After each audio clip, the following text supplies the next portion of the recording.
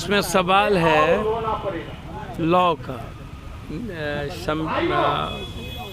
जो वे है हमारा सामाजिक संवैधानिक, जिसमें ये छोटी छोटी बच्चियाँ, मैंने सीएम हाउस भी इस पर बातचीत की थी, स्वास्थ्य मंत्री जी से भी बातचीत हमने की थी। तो करना, चूँकि जो स्वास्थ्य विभाग के जो सचिव हैं अमृत प्रत्यय जी, मंत्री जी उन लोगों के सामने तो कुछ है नहीं। जो अमृत प्रत्यय जी चाहते हैं वो होता है।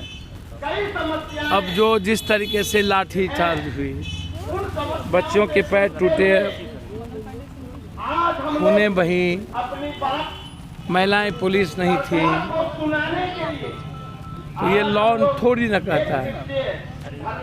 अब बच्चियों को आप यहाँ से राजा पाकर भेज दोगे, पटना के शहर में कोई ऐसी वैकल्पिक व्यवस्था आप करिए जहाँ पर बच्ची सुरक्षित भी रहे। वैसे ही बिहार में बच्ची सुरक्षित नहीं है, जो सुरक्षित है वो भगवान के भरोसे सुरक्षित है।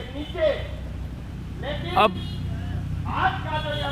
बच्ची को पढ़ाने के पहले ये गार्जियन और बच्ची तय कर लेती है कि हमें कोई सेफ साइड और ढंग से जो हमारा रियल अधिकार है वो हमें मिले।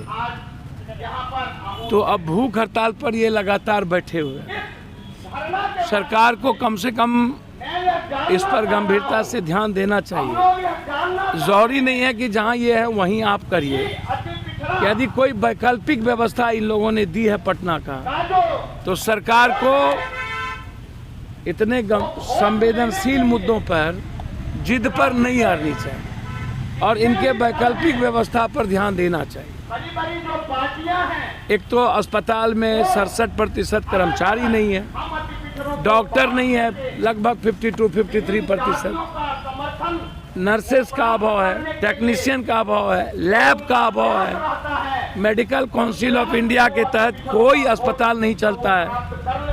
सरकारी अस्पताल वैसे ही सिर्फ कर्मचारी और सफाई कर्मचारी और कुछ सिस्टर के द्वारा ही संचालित ढंग से चलती। डॉक्टर तो अपना अपना प्राइवेट की नर्सिंग और सब कुछ खोले हुआ है। तो आप बच्ची को ट्रेंड करके आप उन्हीं से काम लेंगे ना, और जिनसे काम लेंगे उन्हें ही आप डराएंगे, उन्हें ही आप लाठी चार्ज करेंगे और उन्हें ही आप उनके जीवन को असुरक्षित रखेंगे। तो फिर वो काम जिस ऊर्जा के साथ वो कर सकती है वो नहीं कर पाएगी।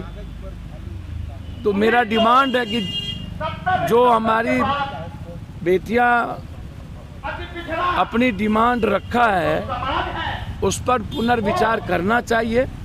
स्वास्थ्य मंत्री जी से मैंने हाथ जोड़ के आग्रह किया है, पुनः विनती करूंगा कि अल्टरनेट व्यवस्था, वैकल्पिक व्यवस्था वो सरकार को ध्यान। विकल्प के तौर पे सरकार ये कह रही है कि ये बेटियां जाके हॉस्टल ढूंढ के लाए।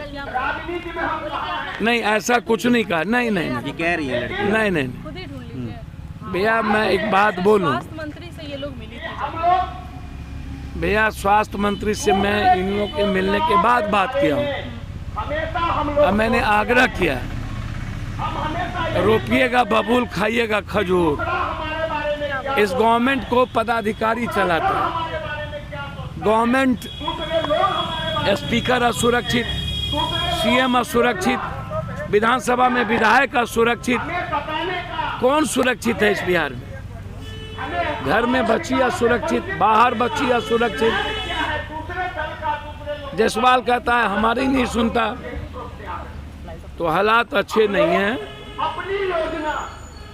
मैं पुनः मिलूंगा स्वास्थ्य मंत्री से और मैं चाहूंगा जो भूख हड़ताल पर बच्ची है इन्हें इतना कठोर निर्णय नहीं लेना चाहिए और सरकार को भी इस बच्चियों के हालात को देखते हुए अविलंब कोई निर्णय लेना चाहिए। एक सवाल रहेगा सर, 6 मई को जब इन लोगों पर लाठीचार्ज हुआ तो जब मंत्री साहब की मुलाकात हुई तो कैसे भी बात हुई कि हम लोगों को सजा मिलेगी? अब उन्होंने सिर्फ इतने एक्सक्यूज कर दिया कि हम होते या ये गलत है, ऐसा नहीं होना चाहिए, बस इतना ही। 9 बजे रात में बेटियों को बाहर निकाल दिया जाता है, सिर्फ इतना एक्सक्यूज हो जाता है कि गलत हुआ। सर मुख्य कानून है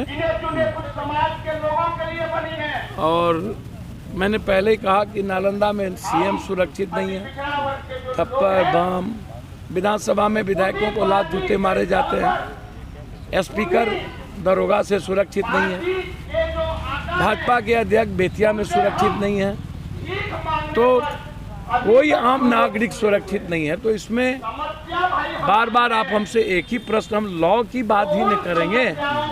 इन्होंने अपना बिंदु रखा है कि हम बच्ची हैं, आपको लगता है कि ये उपयुक्त जगह नहीं है ट्रेनिंग का और आप हमको बस से ला सकते हैं, तो यहाँ से राजा पाकर जाते जाते ही 3 घंटे लगेंगे, 1-1.5 घंटे तो इनको पुल पार करने में लग जाएगा, आने जाने में ही इनके। तो ये जब मेंटल टॉर्चर होंगे, फिजिकल टॉर्चर होंगे, शारीरिक मानसिक टॉर्चर होंगे, तो ये काम करने के लायक तो बचेंगे नहीं, ये टूटते जाएंगे।